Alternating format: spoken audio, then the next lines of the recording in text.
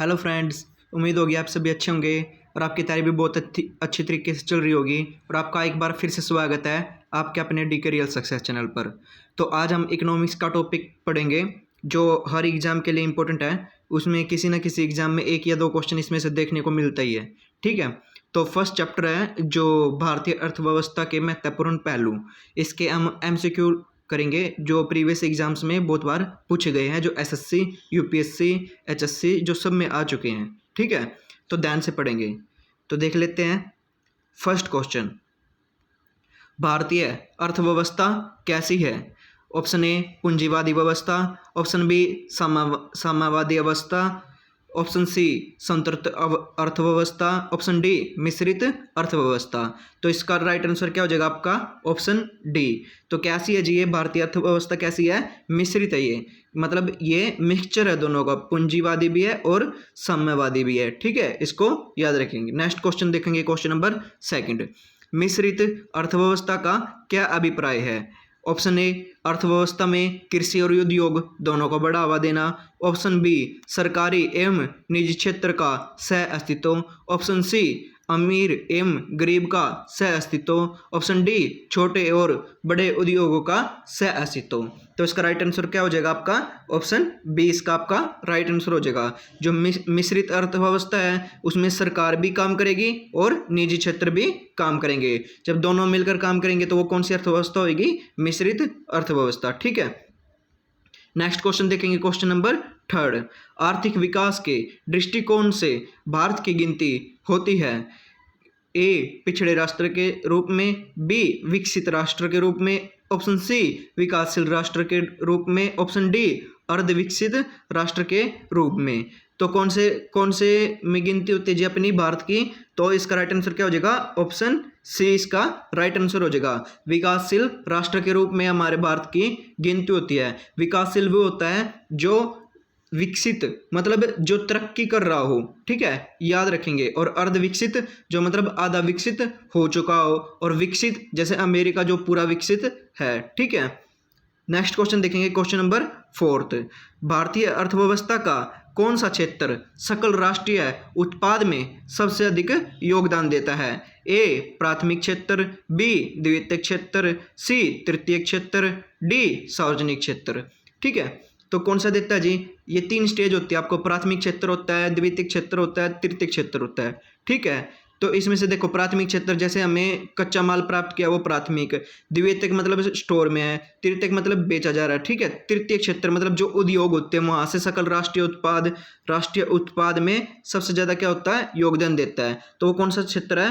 तृतीय क्षेत्र है जी। ठीक है, ऑप्शन सी इसका राइट आंसर हो जाएगा, इसको याद रखेंगे आप। नेक्स्ट क्वेश्चन देख लेते हैं, क्वेश्चन नंबर फिफ्थ, बंद अर्थव्यवस्था क्लोज्ड इकोनॉमी वह अर्थव्यवस्था है जिसमें खालिस्तान ए मुद्रास्फीति पूर्णतः नियंत्रित होती है, बी घाटे की वित्त व्यवस्था होती है, सी केवल निर्यात होता है, डी न तो निर्यात होता है और न ही आयात होता है। देखो इसमें लिखा ही हुआ है, क्या लिखा हुआ है? बंद अर्थव्यवस्था, क्लोज इकोनॉमी, बिल्कुल बंद। ठीक है, इसमें ना तो क्या होगा? निर्यात होगा और ना ही आयात होगा। तो इसका कौन सा आंसर हो जाएगा? ऑप्शन डी इसका राइट आंसर हो जाएगा आपका। नेक्स्ट क्वेश्चन देखते हैं, क्वेश्चन नंबर सिक्स्थ, ऐसी अर्थव्यवस्था को क्या कहते हैं जिसका शेष विश्व से कोई संबंध नहीं होता? ए समाजवादी अर्थव्यवस्था, बी संतृप्त बंद अर्थव्यवस्था, ऑप्शन सी मुक्त अर्थव्यवस्था, ऑप्शन डी मिश्रित अर्थव्यवस्था। तो क्या कहेंगे जी, इसको जल्दी से बताएंगे आप। देखो ऐसी अर्थव्यवस्था जिसका शेष विश्व से कोई संबंध नहीं है। शेष विश्व से मतलब मुक्त होगी तो उसका तो संबंध हो सकता है, मिश्रित का भी हो सकता है, समाजवादी भी हो सकती है। तो बचा कौन सा? तो ऑप्शन बी संतृप्त या बंद अर्थव्यवस्था। बंद नहीं मिलेगा तो आपको क्या मिलेगा? संवर्त अर्थव्यवस्था। ठीक है, याद रखेंगे, इसको संवर्त भी बोलते हैं। नेक्स्ट क्वेश्चन देखेंगे, क्वेश्चन नंबर सेवंथ, यह सत्य होगा कि भारत को परिभाषित किया जाए ए एक खाद्य की कमी वाली अर्थव्यवस्था के रूप में, बी एक श्रम अधिक वाले अर्थव्यवस्था के रूप में, सी एक व्यापार अधिक वाली अर्थव्यवस्था के रूप में, ऑप्शन डी एक पूंजी अधिक वाली अर्थव्यवस्था के रूप में। तो किस रूप में परिभाषित किया जाएगा जिसको जल्दी से बताएंगे आप। तो इसका राइट आंसर क्या हो जाएगा? ऑप्शन बी एक आधिक्य वाली अर्थव्यवस्था के रूप में भारत को परिभाषित किया जा सकेगा, यह है सत्य है। देखो खाद्य की हमारे में कोई कमी नहीं है, मतलब अनाज वगैरह जितना भी हम जो फूड खाते हैं उसकी कोई कमी नहीं है। व्यापार हम बहुत देशों से करते हैं, उसकी भी कोई कमी नहीं है। पूंजी आदि के वाली अर्थव्यवस्था वो भी हमारे पास, बस श्रम की कमी है। ठीक है, जो हमारे यहाँ के लोग हैं ना वो थोड़ा कम काम करते हैं, मतलब थोड़े हैं ही ज़्यादा, मतलब मेहनती तो बहुत है, पर एक श्रम आदि के वाली अर्थव्यवस्था होती है ना, जैसे मतलब ज़्यादा टेक्नोलॉजी वाली, वो नहीं हमारे पास। ठीक है, नेक्स्ट क्वेश्चन देखेंगे, क्वेश्चन नंबर 8।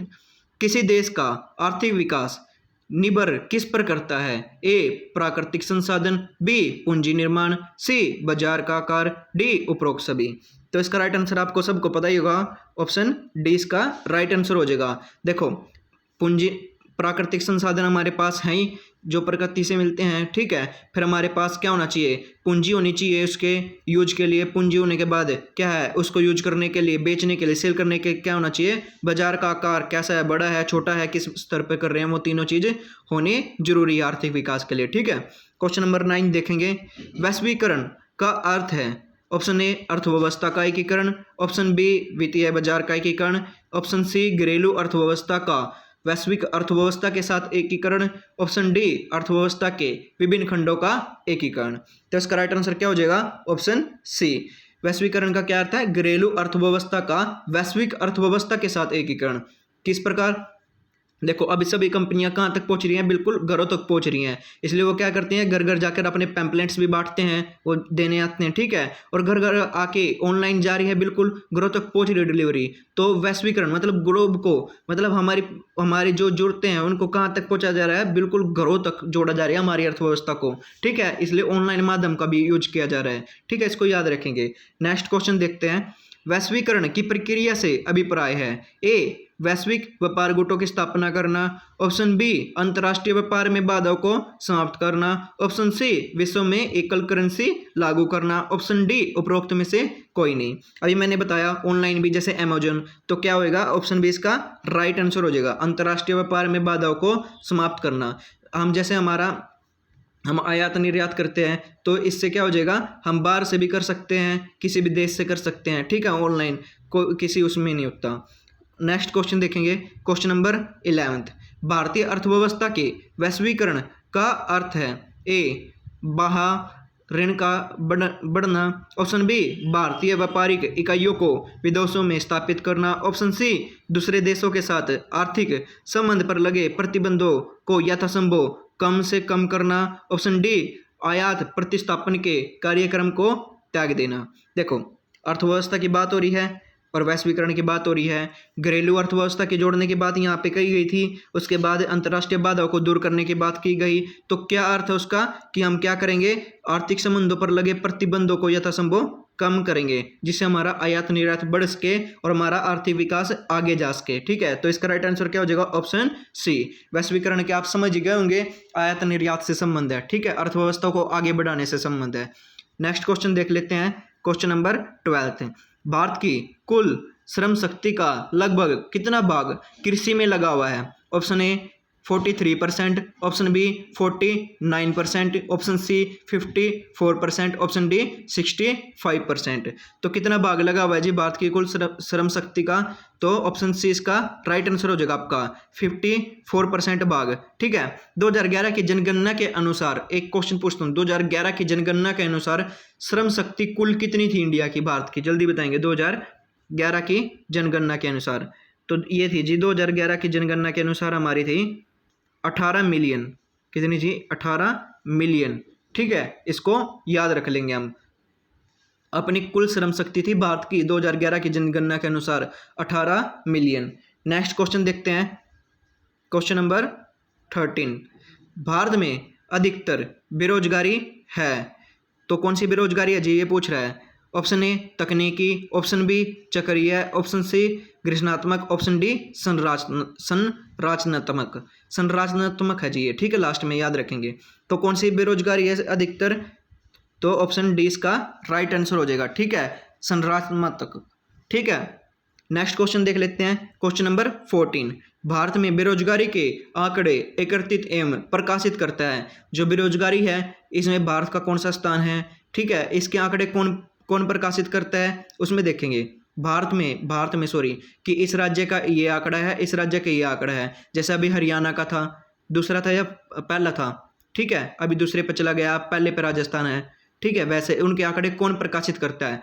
ए नीति आयोग, बी वित्त आयोग, सी NSSO, डी UNO। तो इसमें से कौन करता है जी? तो ये करता है ऑप्शन सी हो जाएगा आपका NSSO, ठीक है। ये आपके क्या करता है? आंकड़े एकत्रित करता है, ठीक है। इसको आप याद रखेंगे। नेक्स्ट क्वेश्चन देखेंगे, क्वेश्चन नंबर 15। भारत में बेरोजगारी की किस किस्म पाई जाती है? कौन सी किस्म पाई जाती है भारत में बेरोजगारी की? ए ग्रामीण अल्प रोजगार, बी चक्रीय बेरोजगारी, सी संरचनात्मक बेरोजगारी, डी इनमें से सभी। तो इसका राइट आंसर क्या हो जाएगा आपका? इसका राइट आंसर हो जाएगा आपका ऑप्शन डी, इनमें से सभी बेरोजगारी पाई जाती है, ठीक है। 1 मिनट रुकेंगे आप सभी, सॉरी, ये हो गया आपका। उसके बाद नेक्स्ट क्वेश्चन देखेंगे, कृषि में मूलतः किस प्रकार की प्रधानता देखने को मिलती है? ऑप्शन ए संरचनात्मक बेरोजगारी, ऑप्शन बी खुली बेरोजगारी, आदर्श बेरोजगारी, या डी घृणात्मक बेरोजगारी। तो कौन सी बेरोजगारी देखने को मिलती है जी इसमें से?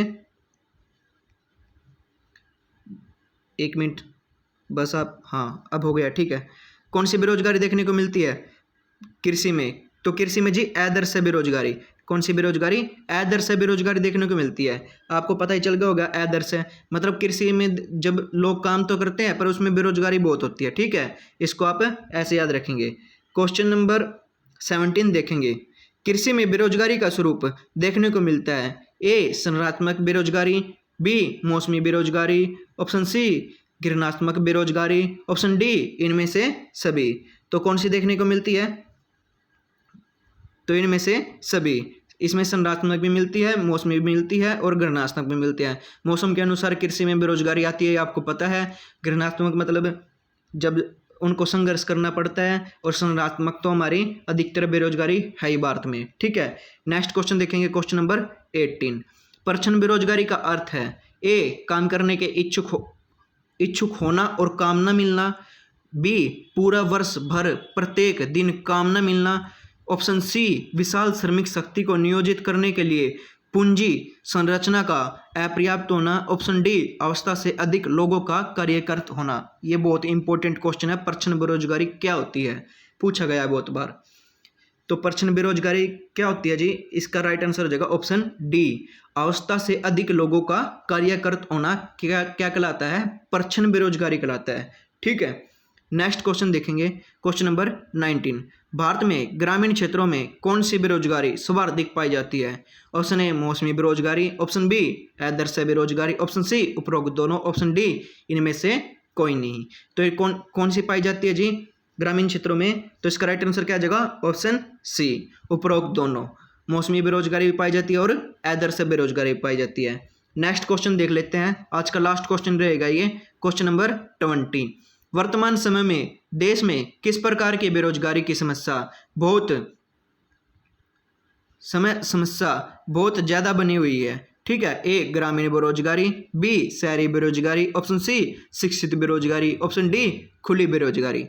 तो इसमें से सबसे ज़्यादा बेरोजगारी की समस्या किसकी बनी हुई है? आप सभी को पता है, शिक्षित बेरोजगारी की। जो हमारा शिक्षित वर्ग है वही सबसे ज़्यादा इस टाइम बेरोजगार है, ठीक है। इसको आप याद रख लेंगे। उम्मीद होगा आपको ये वीडियो पसंद आई होगी, और वीडियो पसंद आए तो वीडियो को ज़्यादा से ज़्यादा शेयर करा करो अपने दोस्तों में, और वीडियो को लाइक करना और चैनल को सब्सक्राइब करना। जय हिंद, जय Bharat. Thank you all of you.